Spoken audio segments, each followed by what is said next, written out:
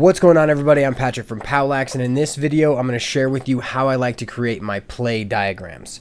So as a coach, if I'm going to give a playbook to one of my players, I want to make sure that the images describing the plays are as accurate and as meaningful as possible. I'd like for them to be able to just look at the play and understand what's going on without having to read a bunch of extra stuff either under or to the side of that play. And this is the same for pretty much any sport, whether it's football, basketball, field hockey, whatever. My niche is lacrosse, and so we're going to build lacrosse play diagrams. But for any sport, the ability to convey a play or convey an idea with an image is essential to creating playbooks and allowing players to learn what the ideas are on their own. So some players learn with these playbooks, other players have to learn on the field, but giving them a plethora of options is a good idea from any coaching perspective. So within this video, I'm going to show you exactly how I like to create my play diagrams, and then also how I like to set up my program, which is Keynote, essentially the Mac version of PowerPoint or Google Slides. I'm going to show you how I set it up so that if I have a new idea, I can easily create a brand new professional looking play image as quickly as if I wanted to draw it. But before we get started, make sure to head over to patreon.com/POWLAX where you can become a patron and help support this work. Essentially, if you find that my videos are valuable and you'd like to help support them, you can become a patron there. Also, the best way that you can help to support this channel is by just sharing the video. So the first thing that we're going to want to do is we're going to want to open up Keynote. This is what the icon for Keynote looks like. We're going to want to open up a new one of these. And so when we open up a brand new one, we're going to get this prompt.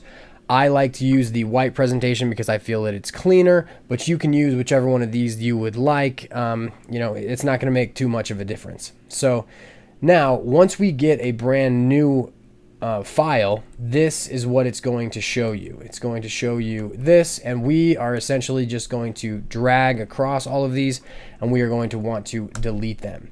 And so now that we have our program open, I'm going to share with you a couple of shortcuts and kind of show you around it so that I don't have to teach you as we go through the tutorial. The first thing that I want to show you is this view option. So this is how we're going to view all of our slides. Essentially, if we want to create more slides, we can hit Command C and Command V to copy and paste.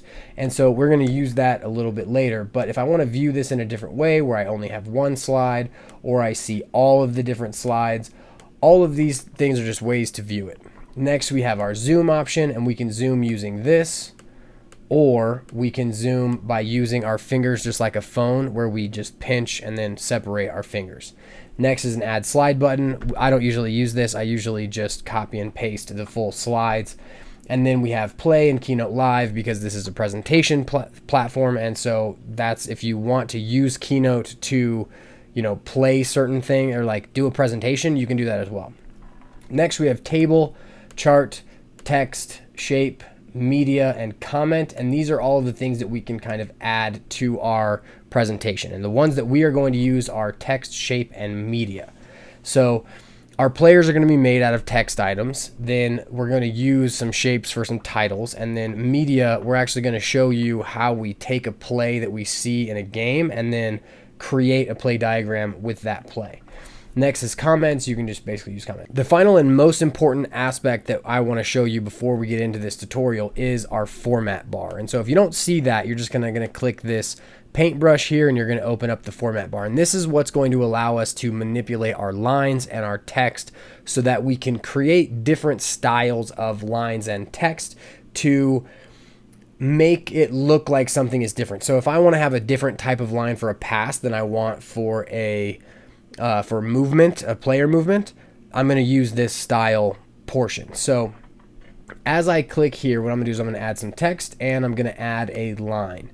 This is not the style of line that we're going to want to use, but it's just to kind of show you exactly what we want to use this format bar for. So as I'm here and I have my line, I am going to change the line to a dotted line.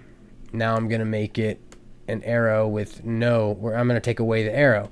Now I can make it red. You can manipulate all of these things in the endpoints to show direction by manipulating this format bar. Now, one of the keys and one of the things that will make this easier for you is that if you select two separate types of things, you're not going to be able to change the style. So In order to select or deselect individual objects, you just hold the command bar and you click a certain thing. So now I'm only selecting this line. And just like our lines, if I select the text, I can manipulate the text with this same thing. Now here you see a style thing here, and this is essentially that each text bar is basically a shape that has no fill, but if I want to fill the background of it, I can.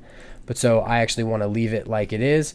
And then if I go to the text portion of the format bar, now I can manipulate the text by making it bigger, changing the colors, essentially all the ways we manipulate text in every other program. So now that we understand the format bar, now we're going to slightly talk about the animate function and the document function. So I do not recommend animating plays with this software because it's not built for that. It's built for presenting things. So if I'm presenting something and I want to make a single motion, a single movement, or I want to, add things in one at a time, that's a good use of this animate function. What's not a good use is trying to manipulate 13 separate pieces at once where I have to show continuous movement here and there. Is it possible? Yes. Is it hard to keep track of? Yes. So I don't recommend doing that. What I like to use for animating plays is a program called PlayScriptor. The problem is the app has been discontinued, so it only works on my old first generation iPad. It won't work on any new iPads, any new iPhones, any of those things. The final thing we have is this document settings, and this is just some other settings about the document. I really don't know much about this site, but we're not going to use it anyway, so we're good to go there. The final thing I'm going to share with you is a bunch of shortcuts. And so this is going to be essential as you see me manipulate certain things on the slides, because I'm just really quick with it and I'm going to go over it real fast. And so we'll just say it. So say I want to make another line that looks like this line. I'm going to highlight the line. I'm going to hit Command C. That's going to copy the line. Then I'm going to hit Command V, and that's going to paste it. Very important as you want to manipulate things very easily. Now, the next thing I want to do, let's say I don't want that line and I don't want to have to click on it. Let's say I create a lot of stuff, and I, just make as many of them as I have, but I messed up. I didn't want to do that. Now I'm going to hit Command Z and I'm going to undo what I did. And for this Keynote program, I think you have about 150 steps that you can undo. It's probably more than that, but you can undo a lot of steps. So if you ever screw up, don't go try to rechange it. Just undo what you just did. Now that we've done a quick tutorial on how to use the program, let's actually build our field. And so we're going to go over how to build a field, how to customize it, and then how to set your field with players and how to set up the program so that it is extremely easy to build your plays. So the first thing that we need is a field. And so we're going to open up any browser that we want. And because I'm doing a lacrosse field, I'm going to turn in lacrosse field diagram. And once I'm into Google, I'm going to hit images because I'm looking for an image. And so if you do some other sport, you're just going to find a field that matches your sport. And the field that I like to use is a little ways down here. Notice that there's a ton of them that have all of the lengths and widths. I don't want that. I want a clean one so that when I create my diagram, it looks very clean. And so this is the one that I like to find, but I want to create a half field set. So I'm going to click on it, and luckily this clipartmag.com has a half field right here. Notice if you wanted to do soccer, there's a soccer field. There might be a bunch more of other fields that are there too. Now that I found my field, I'm going to right click or two finger click on the Mac, and I'm going to go to save as, and I'm going to save this field as half field here. You can see that I've already saved it. And so now I've got my field.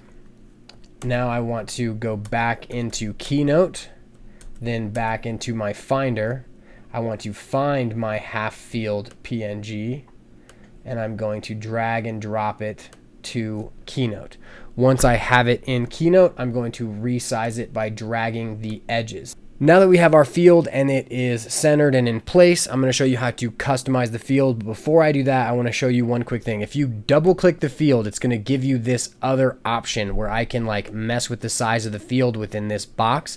I don't want to do anything with that. And unless I'm trying to manipulate this picture within the box, I don't want to do anything with that. So I'm going to hit Command Z to undo, and I'm going to click away from that. So if you double click the image and you get that look, just realize there's another setting. You know, it frustrated me as first when I was trying to manipulate this earlier, but so just a key thing to know. So now that we have our field, I'm going to teach you how we're going to customize the field with the logo so that you can use it within your club or your program. So what I'm going to do is I'm going to go back into my Finder. I'm going to grab my POWLAX Master Coach logo and I'm going to drag it to my Keynote. Now I'm going to resize it where I want it to go, and I think that looks pretty good. But I don't want my logo to be the only thing I see in this play, because if I do, I'm not going to be able to see the play going on. So I'm going to come over to my format bar into Style, and I'm going to go to Opacity, and I'm going to bring this down to about 15. Now I think this is pretty good, and I'll be able to see the play that I draw on top of my logo. The final step in terms of the actual field is I want to make sure that I cannot move the field as I'm clicking around this thing. So if I create a text box, let's say I name this text box M1. If I want to grab M1, it's on top, I can grab it. But say I accidentally miss. I don't want to have to deal with moving the field every single time I miss exactly what I want to click. So what I'm going to do is I'm going to highlight the field and my logo. I'm going to right click both of them, and I'm going to lock them in place. So now as I manipulate M1, if I click away from it, I won't actually move my logo and I won't actually move the field. In order to move these again, I have to right click and hit unlock. The other thing I want to show you how to do is how to group certain items together. So if you have certain items that you don't want to move against each other, I can highlight both of them, I can right click, and I can hit group. Now this is all one item. Now I'm going to lock it in place again so that we have it locked and we can move on to the next step. The final thing I want to cover before we get into actually creating our players and the movement of the players is our title. And so I can use this text I used for M1 and I can just create a title. And so I'm going to write Johns Hopkins set play, because that's what we're going to create here. And I can blow it up, make it bigger. And as I manipulate this title box, notice how as I create new lines, it kind of moves everything, it formats everything. If I don't want to deal with that, what I'm going to do is I'm going to highlight this. I'm going to select it by hitting Command A, Command C to copy, and now I'm going to create a shape. So I'm going to create this blue box. And so what I'm going to do is I'm going to turn this box white, and I'm going to write in it with black. So I'm going to turn the text color to black. I'm going to go to style of it and turn the fill to white. And now I'm going to double click into it and paste. And now as I manipulate this, it's not going to let the text move. So this is how I prefer to do it. And I like to do it where I have two lines. So I've got John Hopkins set play, and we're going to say John Hopkins set play for tutorial. Perfect. So now we've got our title, now we've got our field, now what we need is our players. And so like we mentioned before, we are going to use the text button to create text, and we are going to create our players. And in order to do that, we're going to use the copy and paste tool.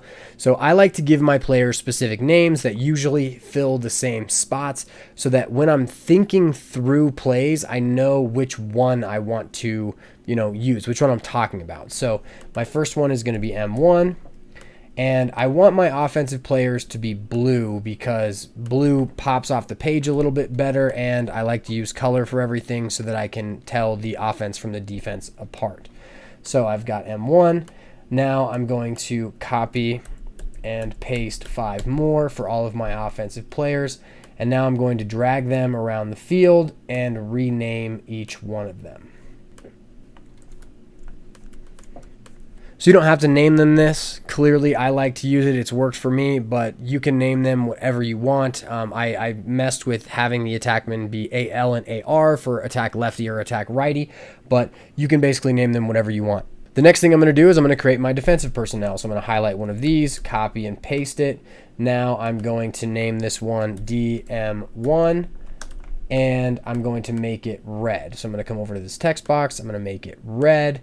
And now I'm going to create 6 more. 2, 3, 4, 5, 6. I'm going to drag them about the field, And now I'm going to rename all of them once I am done.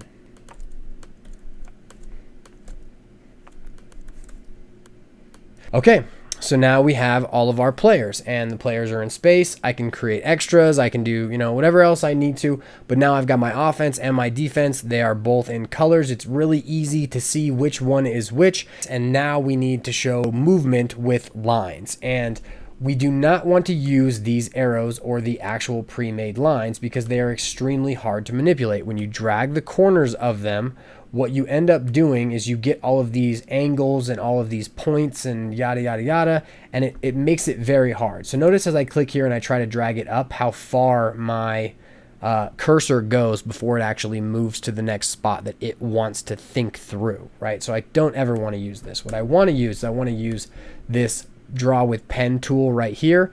So as I click here, what this is going to do is it's going to allow me to click anywhere to create key points. As I click and click again, I'm going to create another key point and it's going to create a line.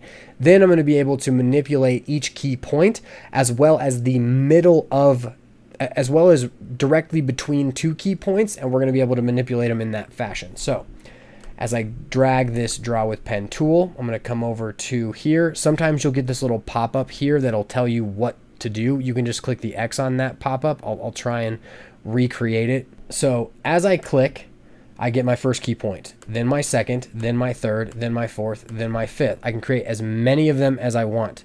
Once I'm done creating my line, I can hit enter. And now I'm not going to create a new line. I'm actually going to be able to manipulate the line. And this is where I mentioned you can manipulate the middle. So in between any key point, the direct center of that line is going to allow you to bend that line. And now the final thing as far as manipulating these lines is we have two separate types of key points. We have rounded lines or we have hard angles.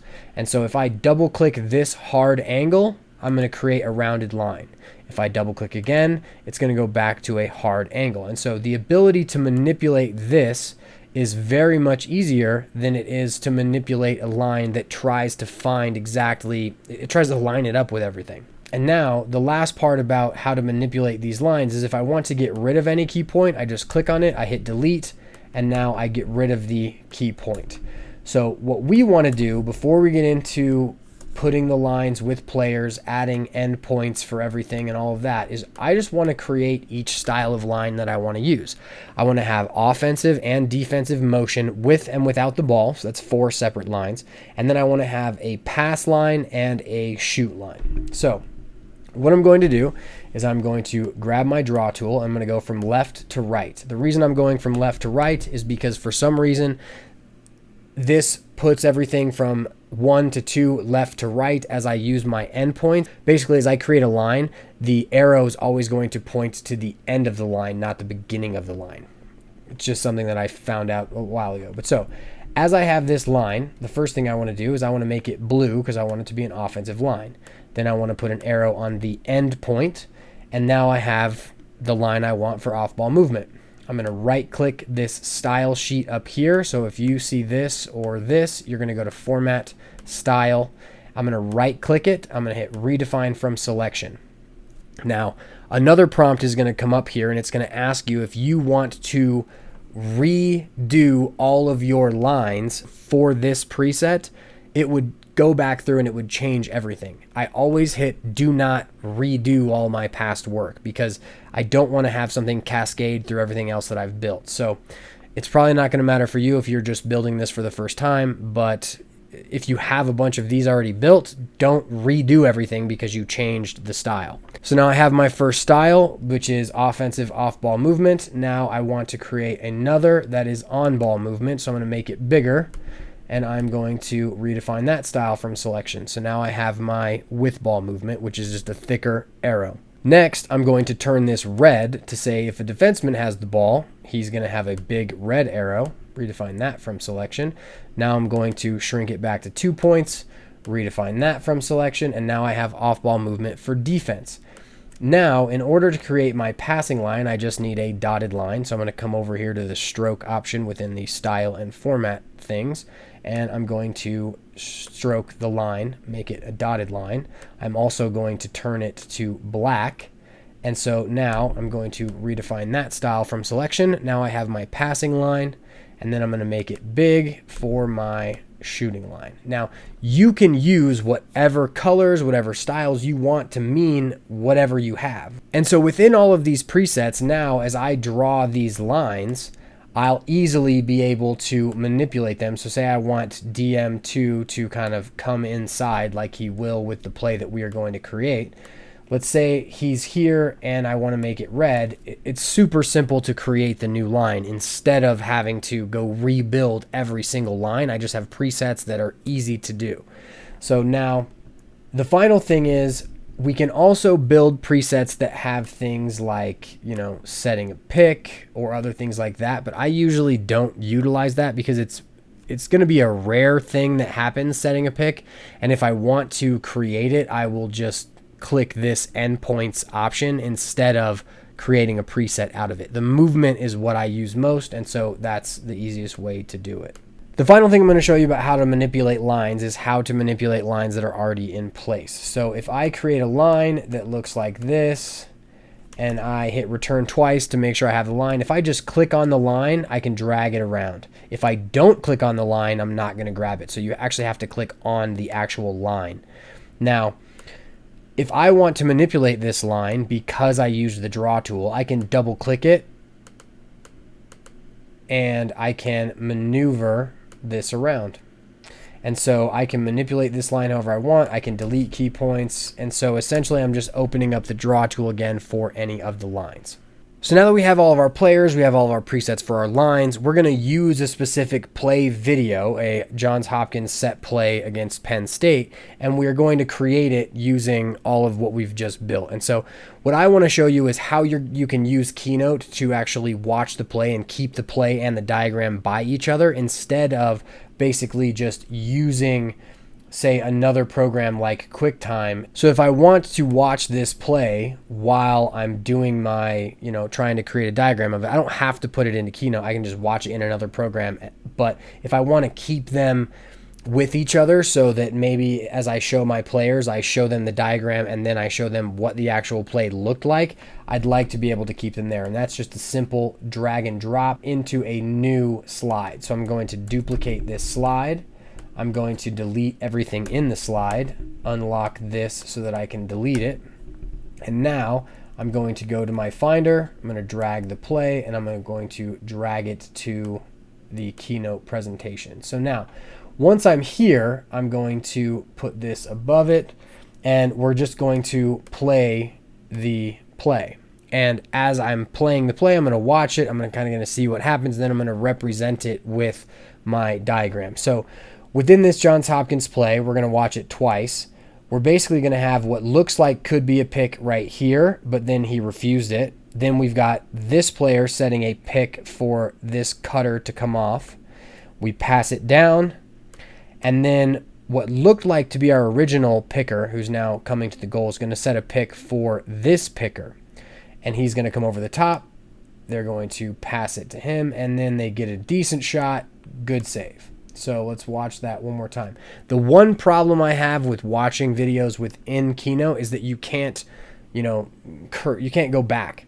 So I'm going to watch it again. So it looks like it's going to be a pick, but it's not. He refuses. He comes off the pick. Then the picker comes off the pick set by this guy. Okay, so now we're just going to build it. And so as we're here, I have my two shorties here and here. And the first thing I need to know is where is the ball? And so you can use a PNG for that, or I just like to kind of create a little line like this. And essentially that is going to just mean that this guy has the ball. So I'm going to get rid of his endpoint and I'm going to make it black. And so now this guy has the ball. And now we're going to design our play. So first thing that happens is this player kind of comes here, but then kind of goes to the goal. And he's actually going to end up setting a pick for the picker who comes over the top. So this player, he's also going to set a pick. So he's going to come out. He's going to set his pick and make sure we get his endpoint here.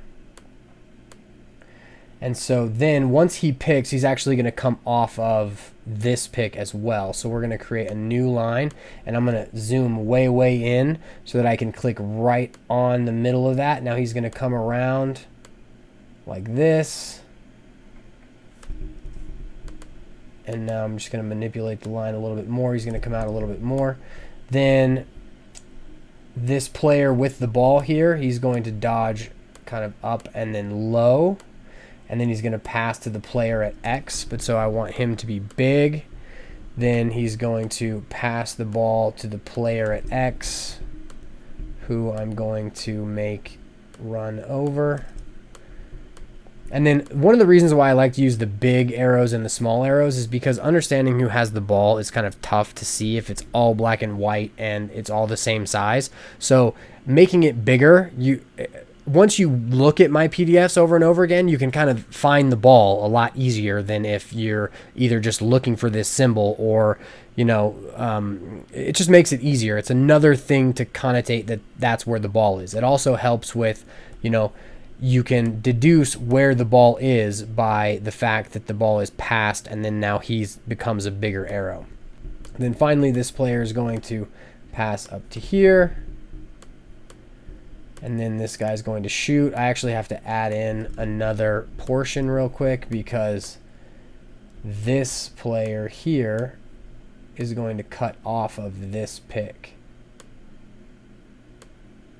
And so now that I have the offensive version of kind of what happened, I'm going to go back and I'm actually going to watch the defensive side of what happened. And so we have a dodge, it comes under, we slide, we recover, and now the recover actually is... he recovers to the player who takes the shot. And that's actually a very cool thing because if you can create a slide and recover situation where the recover has to go to the guy who you're trying to feed, that's very, very difficult. That's actually what Creek did this year with their basically a double mumbo set where as they mumboed out and passed down, there was another pick there. So if they drew a slide with the 1-4-1 ISO up top, passed to the pick, the player who recovered would actually have to go to the pick.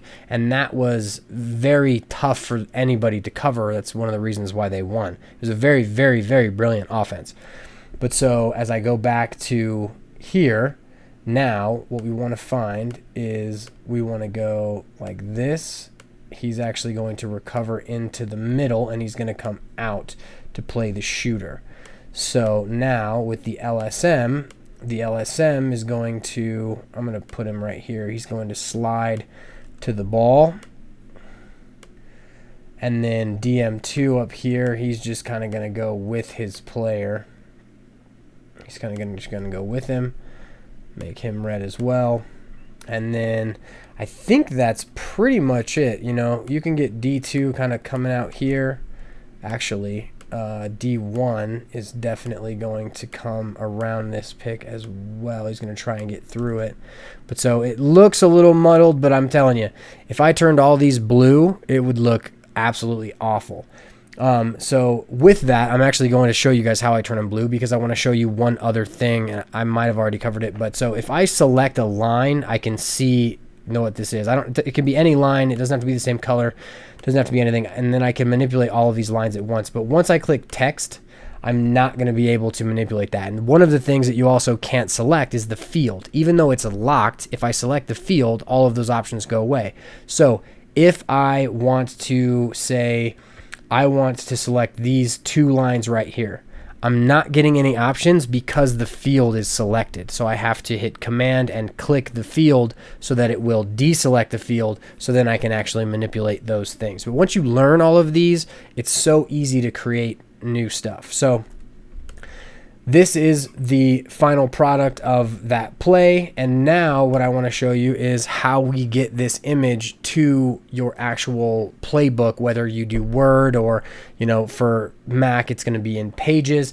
And so what I'm going to do is I'm going to hit Command-Shift-5. And so once we hit Command-Shift-5, now we're going to have these options. We can capture the entire screen. We can capture a selected window. We can capture a selected portion, or we can record an entire screen, record a selected portion. So we are going to click capture a selected portion. Capture meaning take a picture, record meaning take video. And I'm going to drag this around my name, the name and the box, and now I'm going to hit return, and now I have a screenshot of this in my screenshots folder. So now I can double click that and I can drag that into Pages. I can basically do whatever I'd like with it. So there's my play. It's an actual image now. It can't be edited from here, but so I actually have an image that I could, I could text it to a player to show him this is what it is. I could do whatever I want with it. And now that we have our full diagram, this is probably the whole reason why I create plays using this program, is that what if I want to make an edit to this set play? What if I want to give A3 an option to go over the top? Now what I'm going to do is I'm just going to click on this slide. I'm going to hit Command C, Command V, and now I have two of them. And so from here, maybe I'll rename this to over the top. And now I'm going to double click here, drag this up like this, and now I can refill in all of the elements of what would work if that went over the top. But I have a brand new play that shows another option without having to rebuild everything. And so I think that is one of the most important pieces of why I like to use Keynote. Now, the final thing that I'm going to show you is how I like to organize everything. And when I organize things, I like to utilize basically, it's almost like a folder system within Keynote. Essentially, I can take any of these slides and I can put them within another slide so that I can close and open them. So the way that I like to do it is I will create a new slide. I will delete everything on it. I will open up a shape. I will make that shape, let's just use blue for this one. Usually I use white because I think it looks cleaner, but so we're going to make the text black. We are going to make the font really, really big. And now I'm going to say set plays. And now I'm going to create another one that says Hopkins. And so I'm going to put my Hopkins set play inside set plays, and I'm going to put this whole thing right inside Hopkins. So now if I want to have another category like clears or rides or whatever else I want, I can have another category and I can look through, I think my biggest one is my offensive and set plays Keynote, and I have like 800 slides in it now because of all of the stuff I've built over the years. And so now I can find everything really easily. I'm going to take this this play and I'm going to put it under here because this is actually a description of this play. And that is how I like to create my play diagrams for my playbook PDFs and everything else. So I hope that you enjoyed this video. I hope that you can now create play diagrams that look as professional as mine do. I definitely think this is a very great thing. If you know how to make the same things work for PowerPoint and Google Slides, please let everybody know down in the comments section, especially if there's just another video that someone has to watch. I think everyone having the ability to create good looking play diagrams is something that will help to definitely grow the sport. So if you found value in this video and all the other POWLAX videos, please consider becoming a patron on patreon.com/POWLAX and supporting the channel. If you really found this video valuable, please make sure to share it on all of your social media platforms. Remember to hit that like button and subscribe. Leave your comments down in the comments section. Have a good one. I will see you guys in the next video.